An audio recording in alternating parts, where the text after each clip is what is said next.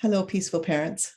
Welcome to the podcast today, where you have full permission to be a mess as a parent and at the same time accept this warm-hearted invitation to leave parenting pain behind. Today, I'm so delighted to be here with Kim Sorrelle. She's an entrepreneur. She's a director of a nonprofit organization, breast cancer survivor, author of a wonderful book, mother, grandmother, my favorite, and a lover of people. While working in Haiti, she dedicated a full year to figure out the true meaning of love. Now, isn't that interesting? A daunting, sometimes scary to her, sometimes funny task that she writes about in her book, Love Is. Welcome, Kim. Thank you so much. I'm thrilled to be here with you, Brenda. So tell us, what is Love Is and what is love?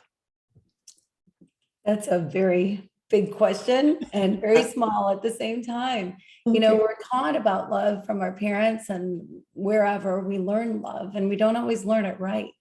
So love, the overall most important thing I learned about love is that love is complete and total freedom. It is free to be you. You're free to let others be themselves, and you're just free to love.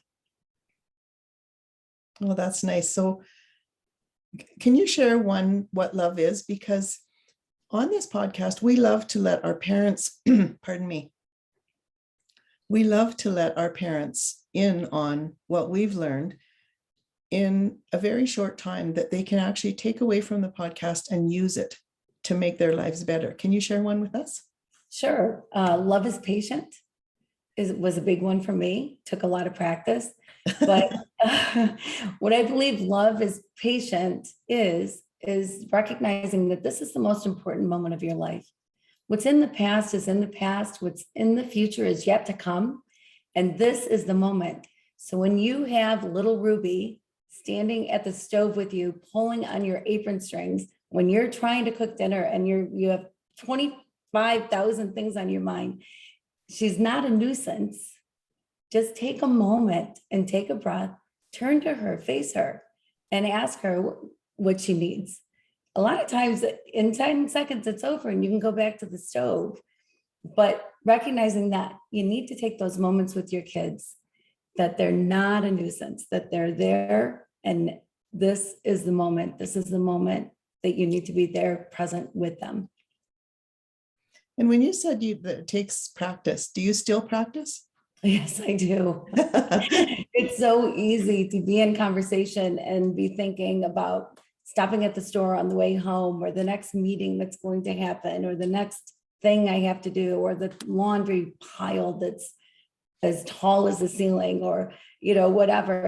It's so easy to be distracted and think ahead. And when you do that, you lose the moment. You lose this moment right here, right now. It's gonna come and go. No matter what you're thinking about, it's going to come and go. So to be here and to be focused and love the person you're with enough that you're focused completely on them, you don't lose the moment. And there's lots of moments that I have lost over the years because I've been thinking ahead. It's a nice way to understand that this moment is the most important thing. And so whatever's in this moment, so if Ruby's pulling on the apron strings. And I was just thinking when you said that if I don't pay attention, that the pulling continues and my temper continues to rise and her frustration would continue to rise.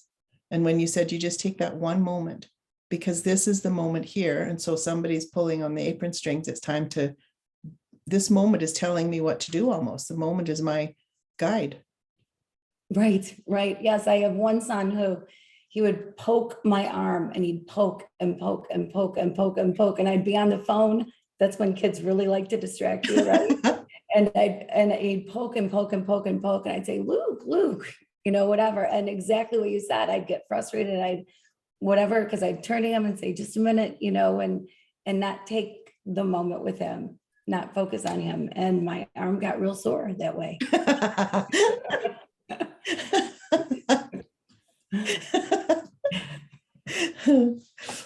So how would be another way? So if your child, say, is sitting at the door and they're dawdling and they will not get their shoes on to get out the door on time, and you're starting to feel the pressure of needing to be where you need to be, and the child could care less. They're in their moment. What would you say? How would we practice love as patient? What would we do? Well, I think take a breath, first of all, and realize that shoes getting put on isn't the biggest thing in the world, but needs to be done because you need to get out the door. But it doesn't take that long.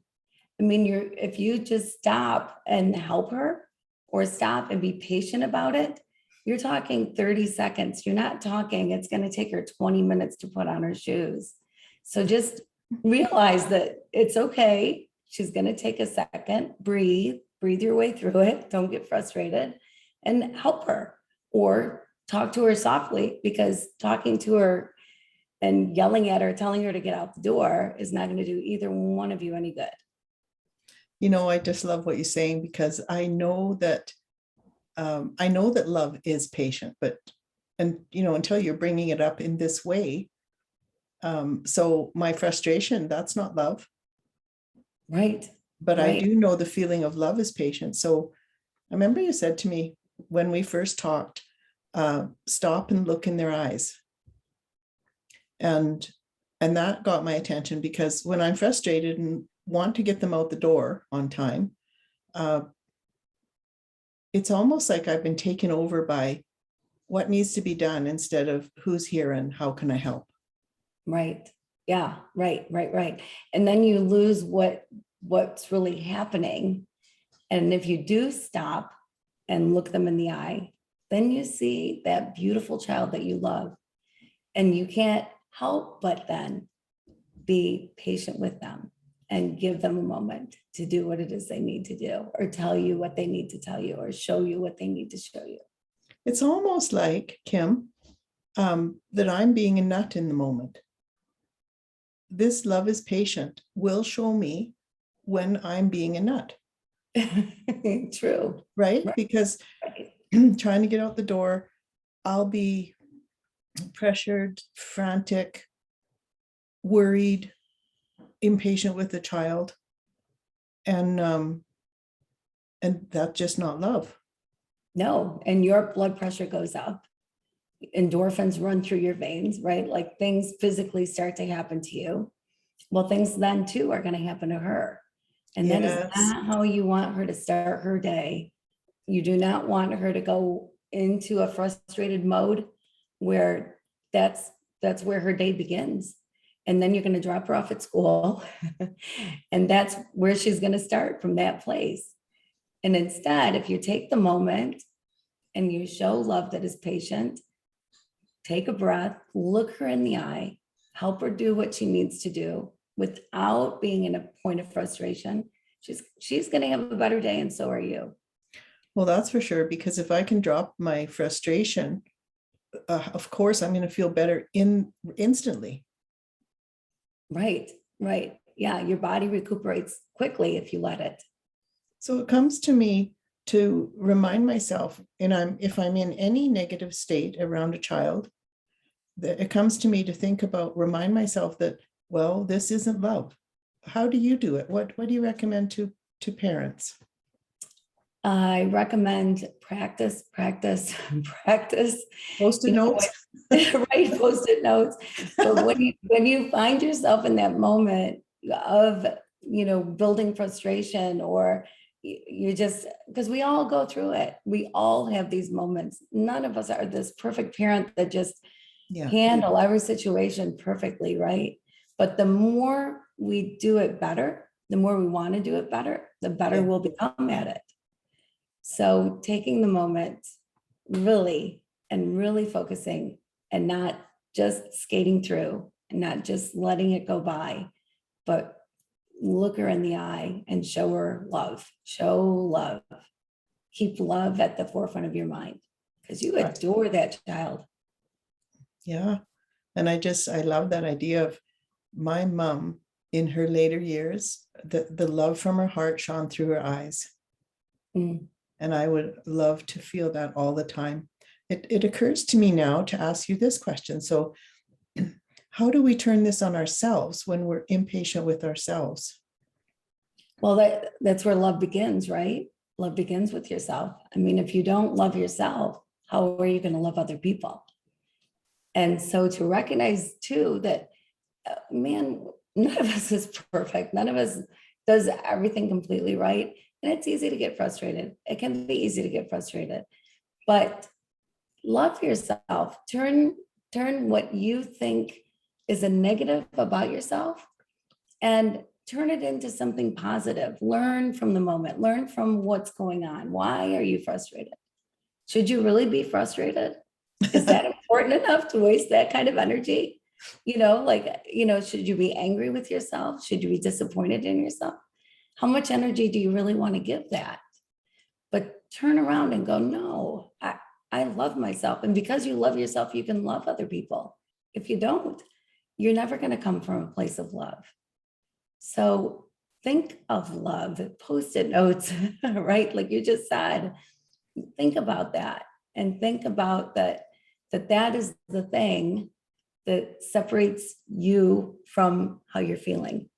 Your feelings are just your feelings. That's all they are. They're not who you are. No, So, exactly right. Yes. yeah. They're a feeling and they come and go, but who I am doesn't come and go. That's right. Well, this is so wonderful, Kim. Thank you so much. I'm so excited for our listeners to be able to start to practice this, just as so you said, bring the blood pressure down, but also demonstrate that love, because what is more important in that moment? So love is patient. It definitely is. Love is not impatience. So great to remind ourselves. So Kim's book, Love is available on Amazon and most other booksellers. And Kim, Cry Until You Laugh.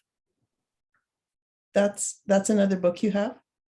Yes, it is. It's I was diagnosed with breast cancer, and 4 months later, my husband was diagnosed with pancreatic cancer, and he passed away 6 weeks after that. And I started writing when I was diagnosed, just to help other people to realize what I was going through. Other people probably would feel the same. And I wrote through my husband's diagnosis, losing my husband. I wrote for about a year. And so Cry Until You Laugh, that's how I live. The sad moments are there for sure, but you have to have the laughter. Yeah, that's wonderful, Kim. So thank you so much for sharing your wisdom with the world. And you can find Kim's email in the show notes. So thank you once again, Kim. It's been an honor to have you on the show and learn from you. And I can't wait to talk again. I feel exactly the same. This was wonderful. Thank you so much for the opportunity.